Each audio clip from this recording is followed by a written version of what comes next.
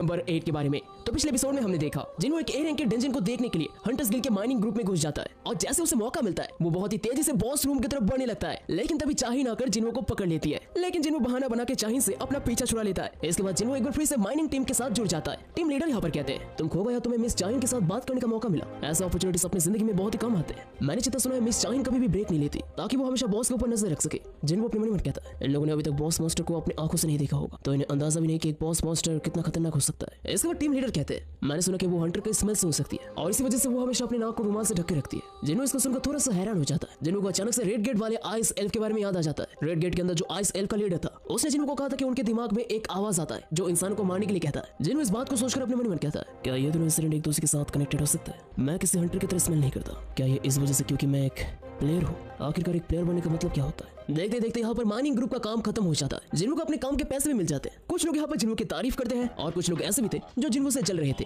Team leader यहाँ पर जिन्हो की तारीफ करके कहते हैं तुमने बहुत बढ़िया काम किया सर, तुम्हारी मदद से हम लोग 2 घंटे पहले काम खत्म कर पाए। मैं इतने सालों से बहुत सारे लोगों के साथ मिला हूँ लेकिन मैंने आज तक तुम्हारे जैसा कोई नहीं देखा। तुम सच में माइनर बनने के लिए पैदा हुए हो जिन्हो। वैसे मैं ये सभी को नहीं पूछता, लेकिन क्या तुम हमारे साथ काम करना चाहते हो? मैं अच्छे तरीके से देखूंगा कि तुम्हें तुम्हारे काम के अच्छे पैसे मिले। जिन्हो इसके बाद मुस्कुरा के कहता है ऑफर के लिए आपका बहुत बहुत शुक्रिया, दरअसल मैं किसी और चीज पे काम कर रहा हूँ। टीम लीडर यहाँ पर थोड़ा सा निराशा के साथ कहते हैं तो इस बारे में हम लोग कुछ नहीं कर सकते, लेकिन कल के बारे में क्या ख्याल है? क्या कल तुम आ सकते हो? जिन्हो अपने मन कहता है 2 दिन के अंदर मेरा रीटेस्ट होने वाला है और वैसे भी मुझे ए रैंक के डंजन में जाने का सिर्फ एक्सपीरियंस चाहिए था जो मुझे अभी मिल चुका है। लेकिन कल और एक रेड में जाने का नाम सुनकर जिन्हो काफी ज्यादा हैरान हो जाता है। जिन्हो इसके बाद पूछता है क्या कल भी हंटर्स गिल्ड रेड पे जा रही है? टीम लीडर कहते हैं कि हंटर्स गिल्ड कल और एक ए रैंक के डंजन में जाने वाली है और कल हंटर्स गिल्ड का 20 स्क्वाड जाने वाला है। जिन्हो ये सुनकर काफी ज्यादा हैरान हो जाता है। इसके बाद टीम लीडर कहते हैं पूरे कोरिया में हंटर्स गिल्ड एकलौता ऐसा गिल्ड है जो एक साथ 2 ए रैंक के डंजन को क्लियर कर सकता है। जिन्हो ये प्रपोजल सुनकर तुरंत हाँ कह देता है। इसके बाद टीम लीडर कहते हैं तुमने बहुत ही अच्छा फैसला लिया सर, मैं सुपरवाइजर के साथ तुम्हारे पेमेंट को लेकर बात करूंगा क्योंकि तुम बाकी से 5 गुना तेजी से काम करते हो तो तुम्हारा पेमेंट भी डबल होना चाहिए। इसके बाद हमें यू जिन्हो के पास ले जाया जाता है जो अपने कजन यू सायून के साथ एक रेस्टोरेंट पे आया था।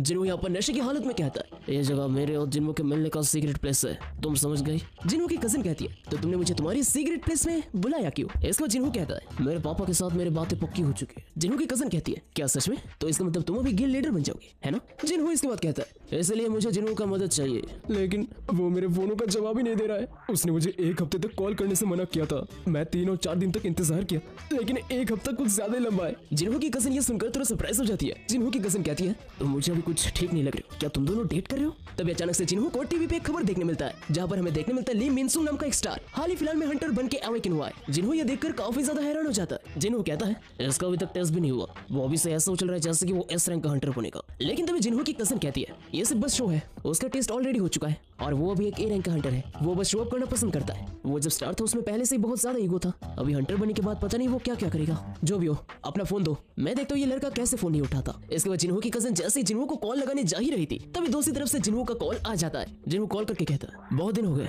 मैंने देखा कि तुमने मुझे कॉल किया, बताओ क्या काम है? जिन्हो इसके बाद कहता है सर मैं जानता हूँ कि आप 1 हफ्ते तक बिजी रहने वाले थे लेकिन आखिरकार आप कर क्या रहे थे? जिन्हो कहता है कि वो डंजन में था। इसके बाद जिन्हो पूछता है वैसे तुमने तुम्हारे फादर के साथ बात किया? जिन्हो ये सुनकर बहुत ही ज्यादा एक्साइटेड हो जाता है। जिन्हो कहता है हाँ सर, मुझे आपके साथ इस बारे में कुछ बातचीत करना था, क्या कल आप फ्री हैं? जिन्हो कहता है अगर तुम्हें कोई प्रॉब्लम ना हो तो कल हम लोग रात में मिल सकते हैं। जिन्हो यहाँ पर तुरंत मान जाता है। इसके बाद हमें हंटर्स गिल्ड के चाहिन के पास ले जाया जाता है। चाहिन यहाँ पर जिन्हो के साथ अपने इंटरेक्शन की बातें भूल नहीं पा रही थी और इसी वजह से वो अपने सेक्रेटरी को जिन्हो के बारे में इन्फॉर्मेशन इकट्ठा करने के लिए बोलती है। चाहिन को जिन्हो की बातों के ऊपर बिल्कुल भी विश्वास नहीं हो रहा था। चाहिन को लगने लगता है जिन्हो किसी दूसरे गिल्ड का स्पाई है। चाहिन जिन्हो का खबर लेना चाहती है, ये सुनकर सेक्रेटरी काफी ज्यादा हैरान हो जाती है। इसके बाद हमें जानने मिलता है कि हंटर्स गिल्ड के लीडर चोई चोंग ने भी जिन्हो के बारे में इन्फॉर्मेशन इकट्ठा करने के लिए कहा था। ये सुनकर चाहिन बहुत ही ज्यादा हैरान हो जाती है। चाहिन इसका कारण पूछती है लेकिन सेक्रेटरी को भी कुछ नहीं पता था। सेक्रेटरी यहाँ पर कहता है कि हंटर एसोसिएशन की तरफ से जिन्हो का प्रोफाइल लॉक कर दिया गया है, तो इसी वजह से जिन्हो के इन्फॉर्मेशन के बारे में किसी को भी कुछ नहीं पता है। एक हाई रैंकिंग के हंटर का प्रोफाइल लॉक करना बहुत ही आम बात होता है, लेकिन उसी जगह एक लो रैंक के हंटर के प्रोफाइल को ऐसे लॉक करना, ये बात चाहिन को बहुत ही ज्यादा अजीब लगने लगता है। इसके बाद चाहिन अपने बिस्तर पे कूद जाती है। वो अपने मन ही मन सोचती है आखिर वही सिर्फ क्यों अलग है,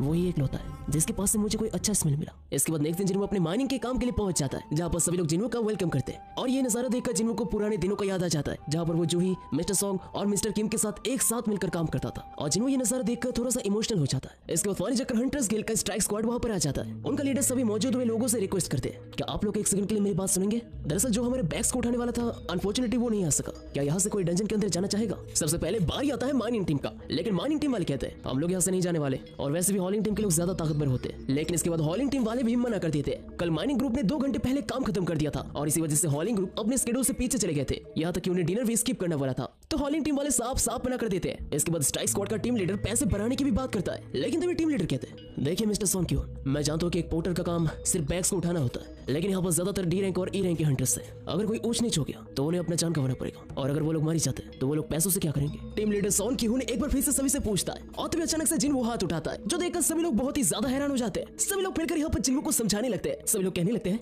जिन्हो एक बार फिर से सोच लो, तुम्हारे पास बहुत लंबी जिंदगी पड़ी हुई है, अगर तुम्हें डंजन के अंदर कुछ हो गया तो तुम इन पैसों को क्या करोगे। लेकिन जिन्हो सभी को दिलासा देके कहता है, आप लोग इतना चिंता मत कीजिए, मैं उतना भी कमजोर दिल वाला नहीं हूँ। जिन्हो का मेन टारगेट था उनके ऊपर नजर रख के उनके पैतरे को सीखना। इसके बाद स्ट्राइक स्क्वाड का लीडर सोन क्यून जिन्हो का रैंक जानना चाहते हैं। स्ट्राइक स्क्वाड का एक बंदा कहता है कि जिन्हो ई रैंक का हंटर है। उसी के साथ साथ वो सोन क्यून को दूसरा कोई हंटर को ढूंढने के लिए भी कहता है, लेकिन सोन क्यून कहता है कि इसका कोई भी जरूरत नहीं है। इसके बाद सोन क्यून और जिन्हो एक दूसरे से हाथ मिलाकर एक दूसरे को इंट्रोड्यूस करते हैं, और जिन्हो इसके बाद तैयार होकर डंजन के गेट के सामने आ जाता है। जिन्हो देखता है ये गेट कल से काफी बड़ा है। सोन क्यून यहाँ पर कहता है, आज का गेट जरूर बड़ा है, लेकिन इसका मैना लेवल लो है, अगर इसका मैना लेवल ज्यादा होता तो हमें यहाँ पर भेजा नहीं जाता। जिन्हो इसके बाद इस सेकंड स्ट्राइक स्क्वाड के ऊपर अपना नजर दोहराता है। जिन्हो को देखने मिलता है यहाँ पर भले एस रैंक के हंटर्स नहीं है, लेकिन यहाँ पर 11 ए रैंक के हंटर्स और 6 बी रैंक के हंटर्स मौजूद है, जो एक ए रैंक के गेट को क्लियर करने के लिए काफी होते हैं। अगर हंटर्स गिल्ड की जगह कोई दूसरा गिल्ड यहाँ पर होता तो वो लोग अपने सेकंड स्ट्राइक स्क्वाड को जरूर एंटर करने का परमिशन नहीं देते, और इसके बाद सभी लोग मिलकर एक साथ डंजन में एंटर करते हैं। जिन्हो भी गेट के अंदर एंटर करने के वक्त फील करता है कि इस गेट का मैना पिछले गेट से काफी गुना कम है, लेकिन उसी के साथ साथ जिन्हो को कुछ गड़बड़ भी महसूस होने लगता है। जिन्हो को एक बार फिर से रेड गेट की तरफ फील होने लगता है, लेकिन जिन्हो इसे इग्नोर करके अंदर चला जाता है। गेट के अंदर जाती है एक लड़की जिन्हो को कहती है, तुम्हें यहाँ पर डरने की कोई जरूरत नहीं है, यहाँ पर सिर्फ सोन क्यून अकेला ताकतवर नहीं है, यहाँ पर हम सभी ताकतवर हैं। जिन्हो इस लड़की को देखकर समझ जाता है कि ये लड़की एक हीलर है। जिन्हो अपने मन में कहता है, ये शायद ए रैंक की हीलर होगी, अगर जो ही आज भी रेड पे जाती तो वो बेशक ऐसे डंजन में जा सकती थी। वो लड़की जिन्हो को फाइटिंग से दूर रहने के लिए कहती है और हमेशा उनके पीछे पीछे रहने के लिए कहती है। वो लड़की कहती है, हमारे बीच में एक कहावत है, अगर मेजेस के ऊपर हमला होता है तो गलती टैंक्स का होता है, लेकिन अगर हमला हीलर्स के ऊपर होता है तो ये पूरी स्ट्राइक स्क्वाड का गलती है, लेकिन अगर पोर्टर के ऊपर हमला होता है तो ये पूरी गिल्ड का गलती होता है। जिन्हो ये सुनकर अपने मन में कहता है, एक पोर्टर के ऊपर तभी हमला होगा जब स्ट्राइक स्क्वाड पूरी तरीके से खत्म हो जाएगा। इसके बाद हमें स्ट्राइक स्क्वाड का लीडर सोन क्यून के पास ले जाया जाता है। सोन क्यून अपने मन में कहता है, एक लीडर के तौर पे ये मेरा पहला मिशन है, अगर मैं इसमें कामयाब हो गया तो मुझे स्क्वाड का परमानेंट लीडर बना जाएगा। भले मैं लीडर और वाइस लीडर की तरह उतना भी ताकतवर नहीं, लेकिन फिर भी मैं एक रैंक का हंटर हूं और मैं ये कर सकता हूँ। तभी अचानक से उनके पीछे से तेजी से एक मॉन्स्टर आकर हमला करता है। वो सभी तुरंत लड़ाई के लिए तैयार हो जाता है। जिन्होंने उनकी बैटल का फॉर्मेशन देखकर बहुत ही ज्यादा हैरान हो जाते हैं। किसी ने कुछ भी कमांड नहीं दिया था, लेकिन उसके बावजूद भी वो लोग लड़ाई करने के लिए तैयार हो चुके थे। और तभी अचानक से उनकी तरफ तेजी से कुछ आने लगता है। वो मॉन्स्टर जैसे सामने आते हैं हमें देखने मिलता है ये कुछ फॉक्स टाइप के मॉन्स्टर्स हैं। सभी स्ट्राइक स्क्वाड के मेंबर्स अपने काम पे लग जाते हैं और एक के बाद एक सारे फॉक्स मॉन्स्टर्स को मारते जाते हैं, लेकिन इसके बाद भी उन लोगों का सिलसिला कम नहीं हुआ। वो फॉक्स टाइप के मॉन्स्टर लगातार आते रहे और तभी अचानक से एक हंटर बहुत ही ऊंचा जंप मार के बिल्कुल फॉक्स मॉन्स्टर्स के बीच में आ जाता है और अपने स्वॉर्ड की मदद से एक के बाद एक मॉन्स्टर्स को पेलते जाता है।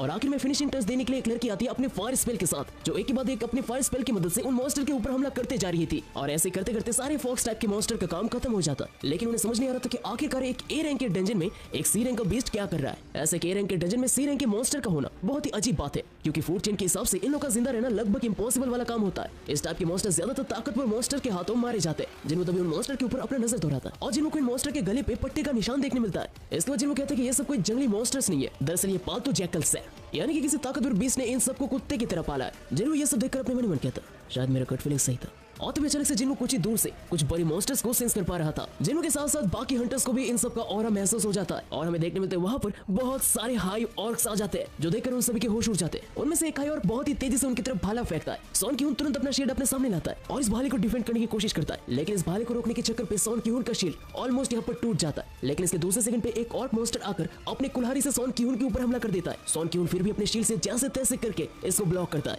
इसके बाद बाकी ऑर्क मॉन्स्टर भी बाकियों के ऊपर हमला कर देते हैं। सबसे पहले ऑर्क मॉन्स्टर मेजेस की तरफ जाने लगते हैं। सोन क्यून सभी को वार्न करता है। यहाँ पर कुछ हंटर प्रोवोकेशन स्किल भी इस्तेमाल करते हैं, लेकिन इन मॉन्स्टर के ऊपर इनका कुछ भी फर्क नहीं पड़ता। मेजेस भी यहाँ पर अपना लड़ाई चलाते जाते हैं और एक ऑर्क मॉन्स्टर के ऊपर अपने फायर स्पेल से हमला करते हैं, लेकिन फायर स्पेल भी उनके ऊपर कुछ भी काम नहीं आता। वो ऑर्क तेजी से मेज की तरफ बढ़ने लगता है। तभी उस ऑर्क मॉन्स्टर को रोकने के लिए और एक मेज सामने आती है और वो अपने बाइंडिंग स्पेल से उस ऑर्क मॉन्स्टर को बांध के रखने की कोशिश करती है। वो लड़की कहती है कि वो सिर्फ 5 सेकंड के लिए इसको रोक के रख सकती है। इस मौके का फायदा उठाकर वो दूसरा मेज अपना समनिंग स्पेल इस्तेमाल करता है और आग पे लिपटा हुआ एक मॉन्स्टर को समन करता है। वो मेज अपने मन में कहता है, मैं एक बार में सिर्फ 2 मैजिकल पीस को समन कर सकता हूँ। अगर मैं एक को समन करता हूँ तो वो किसी ए रैंक के हंटर की तरह ताकतवर होगा, लेकिन मेरे समनिंग स्पेल के बाद मैं और कोई स्पेल यूज नहीं कर सकता और इन्हें थोड़ा सा भी डैमेज आ गया तो मेरा मैना खत्म हो जाएगा। और इसी वजह से मैं अपने दूसरे मैजिकल बीस्ट को ट्रम्प कार्ड की तरह इस्तेमाल करना चाहता हूँ, लेकिन मेरा मैना अभी से बहुत ही कम हो चुका है। अगर मैंने दूसरा मैजिकल बीस्ट भी समन कर लिया तो मेरा मैना पूरी तरीके से खत्म हो जाएगा। दूसरी तरफ बाकियों का हालत भी बहुत ही ज्यादा खराब था। हमें देखने मिलता है एक और मॉन्स्टर अपनी कुल्हाड़ी की मदद से एक हंटर के कंधे को ही काट के रख देता है, लेकिन पीछे से हीलर्स उन सभी को बैकअप देते जा रहे थे। सभी का लगभग कोई स्किल से इन ऑर्क्स के ऊपर काम नहीं कर रहा था और सभी लोग बहुत ही ज्यादा बेबस नजर आ रहे थे।